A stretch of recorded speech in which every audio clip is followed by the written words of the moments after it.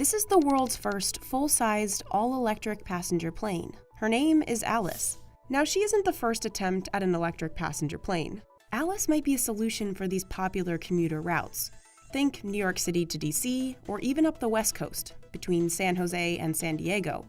The plane is built to fly up to 650 miles on just one charge of its lithium-ion battery, the distance from London to Prague. And it's designed to carry passengers at cruising speeds of about 276 miles per hour. Now that's about half as fast as jet-fueled planes, so a 1 hour 10-minute flight from New York City to DC would be about 2.5 hours on Alice. But Alice could do that journey emissions-free.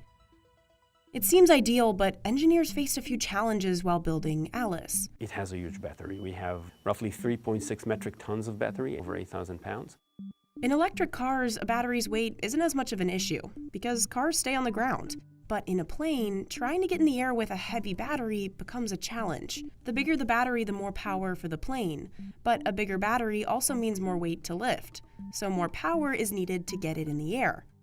In normal airplanes, an estimated 30% of the plane's maximum takeoff weight is jet fuel, and that weight lessens over time as jet fuel is burned while in the air. But for Alice, we're roughly at 60% of maximum takeoff weight, meaning 60% of the plane when it takes off is battery. It's the same when it lands. We don't lose anything. So aviation had two solutions for a heavy battery. Engineers distributed the battery throughout the plane. That battery is literally all over the place. It's under the floor, it's in the wings, in the fuselage in different locations. Then they balanced out the battery's sheer weight. And the way to do it is just to build everything else very light. Alice has a lightweight airframe, slim wings, and wingtip propellers. It has a lifting body, which means it looks like for lack of a better description, an upside-down boat. All of those features were built to create a more efficient airframe at cruise. Another key feature that sets Alice apart is its lift-to-drag ratio, or how much lift the wing generates compared to how much drag it creates moving through the air. A regular plane has a lift-to-drag ratio of 17:1. For Alice, that rate is 25:1, meaning it's more aerodynamically efficient and uses less energy getting into the air.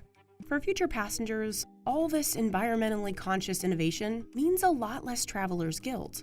I think it's important that the industry looks at its responsibility to the planet and makes itself more sustainable in terms of emissions, but it needs to work economically.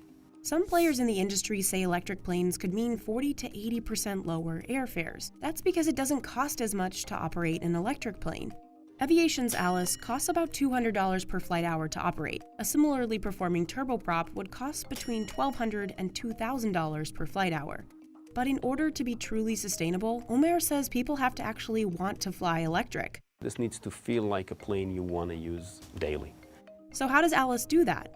Designers wanted the windows to be big enough to increase visibility, and they added stability technology to help with turbulence.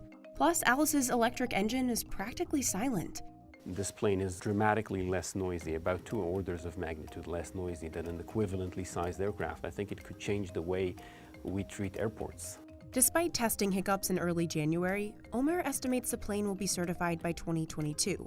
US-based airline Cape Air has already decided to buy the aircraft at $4 million per plane,